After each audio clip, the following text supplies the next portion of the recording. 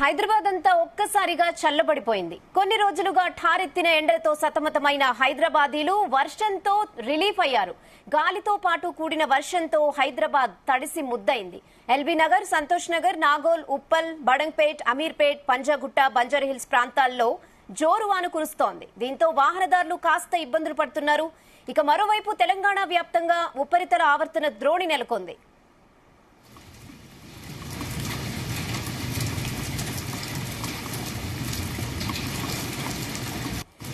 ఇదే విషయంపై మరిన్ని అప్డేట్స్ బ్యూరో చీఫ్ నరేందర్ అందిస్తారు లైవ్ లో. నరేందర్.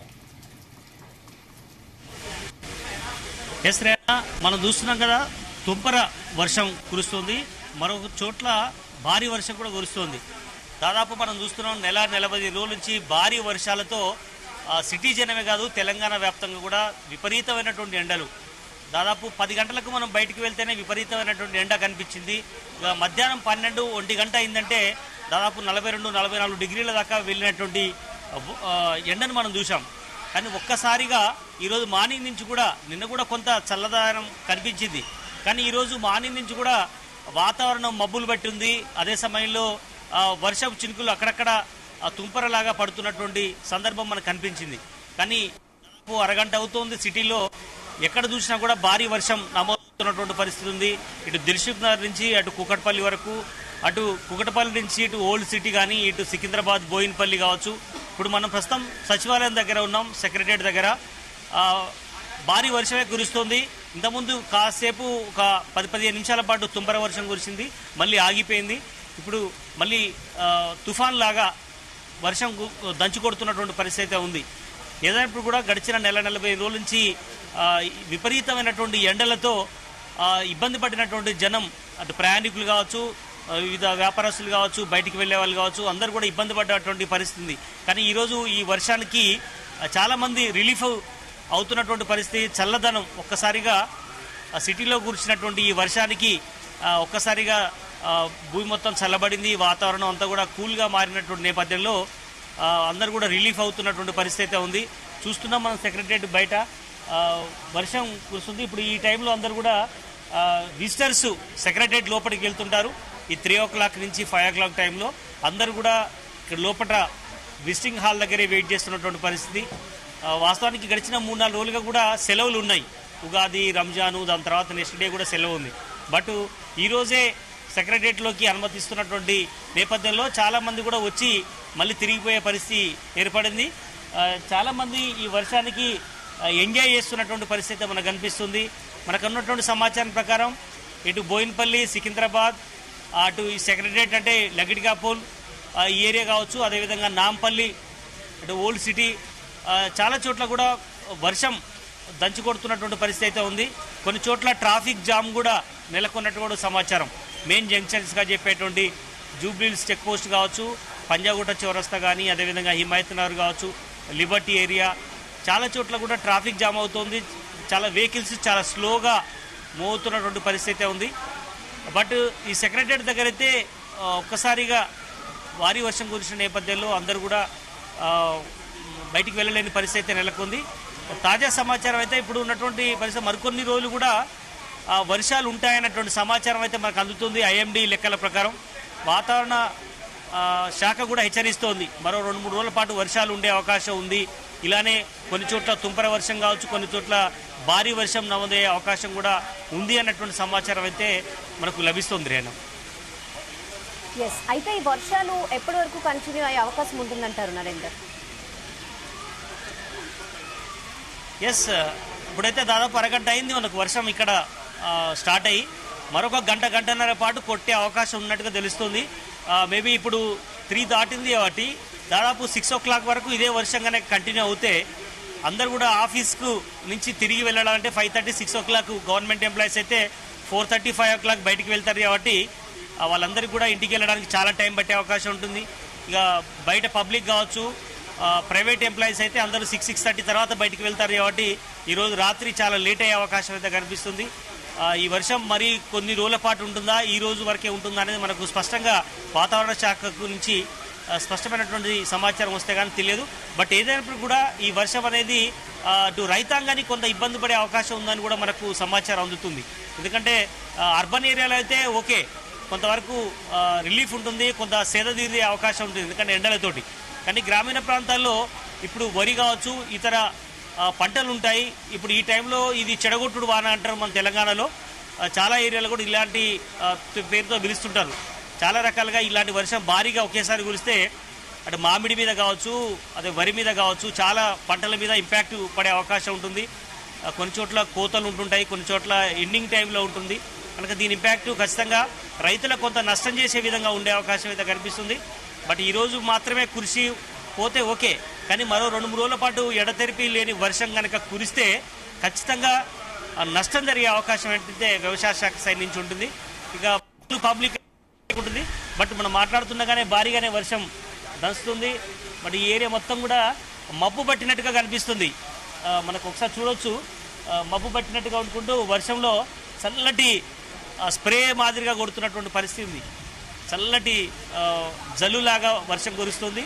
బట్ ఇక్కడ వాతావరణం అంతా కూడా సెక్రటరేట్ పరిసర ప్రాంతాలన్నీ కూడా మొత్తం చల్లటి వాతావరణంతో ఒక రిలీఫ్ వాతావరణం అయితే మనకు కనిపిస్తుంది. రేనా హైదరాబాద్ లో అయితే మనం చూస్తున్నాం భారీ వర్షమే పడుతోంది. సో తెలంగాణ వ్యాప్తంగా ఏ జిల్లాల్లో ఈ భారీ వానలు ఉండే అవకాశం ఉంది?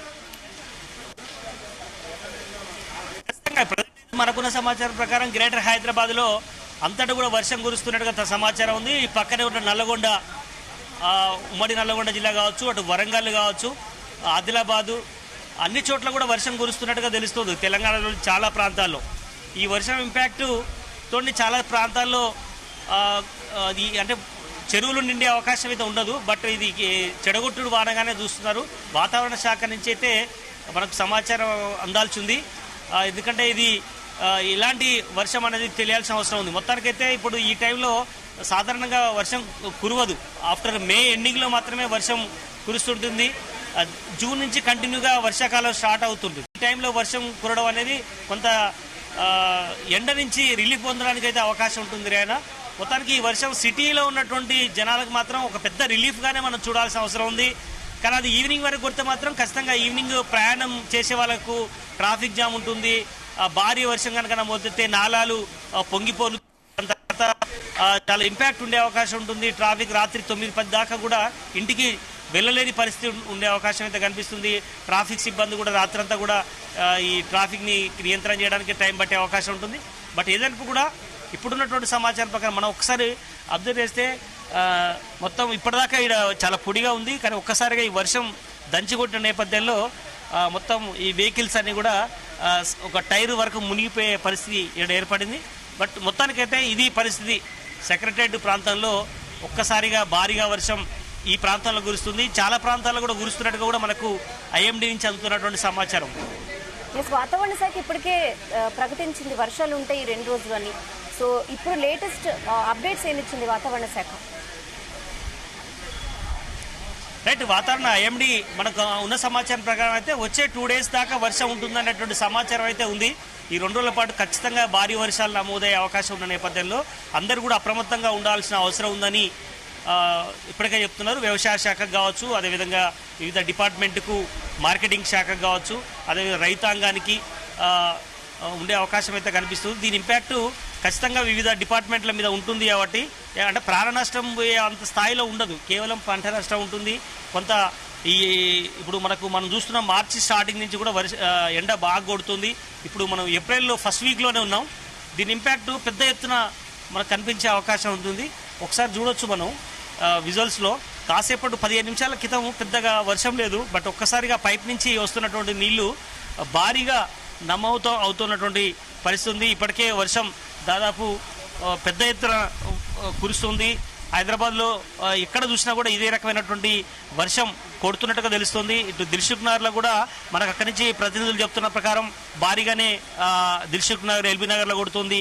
హైదరాబాద్ వరకు ఇదే వర్షం నమోదవుతున్నట్టుగా తెలుస్తుంది. ఇప్పుడు లక్డికాపూలు, నాంపల్లి, అదే సమయంలో ఇటు పంజాగుట్ట వైపు కూడా భారీగా కొడుతున్నట్టుగా మనం ఉన్న సమాచారం ఇక్కడ ఆల్రెడీ మనం చూస్తున్నాం. కాబట్టి కూకట్పల్లి, కేపీహెచ్బి ఆ ఏరియాలో కూడా భారీగానే వర్షం దంచుతున్నట్టుగా తెలుస్తుంది. ఒకసారి చూడొచ్చు విజువల్స్లో. మన వీడియో జర్నలిస్ట్ కృష్ణ చూపిస్తున్నాడు. చాలా ఇప్పటివరకు మనం అరగంట క్రితం దాకా కూడా పెద్దగా ఇక్కడ వర్షం ఏం లేదు. ఒక్కసారిగా అందరూ కూడా తడిసిపోయే పరిస్థితి నెలకొంది ఇక్కడ.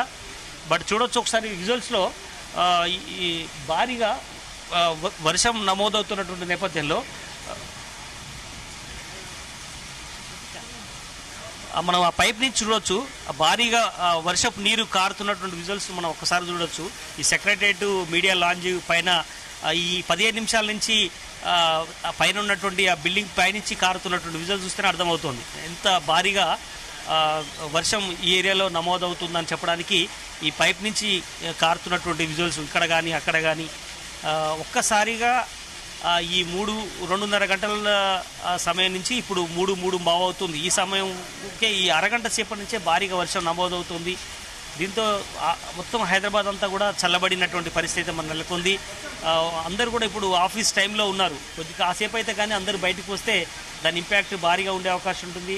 బయట వ్యాపారస్తులు కావచ్చు, వివిధ రకాల పనుల కోసం బయట తిరిగే వాళ్ళు కావచ్చు, ముఖ్యంగా చెట్ల కింద ఉండేవాళ్ళు కావచ్చు, కొంచెం అప్రమత్తంగా ఉండాలని వాతావరణ శాఖ కావచ్చు, పోలీస్ డిపార్ట్మెంట్ కానీ హెచ్చరిక చేస్తోంది. ఎందుకంటే ఎప్పుడు ఏ చెట్టు కొమ్మ విరిగి పడుతుందో తెలియని పరిస్థితి ఉంటుంది కనుక ఎవరైనా కొంచెం జాగ్రత్తగా ఉండాల్సిన అవసరం ఉందని ఇప్పటికే పోలీస్ డిపార్ట్మెంట్ కావచ్చు, ట్రాఫిక్ సిబ్బంది కూడా చెప్పడం జరుగుతుంది. కనుక ఇప్పుడు ఎవరు కూడా బయటికి వెళ్ళకూడదని చెప్తుంది.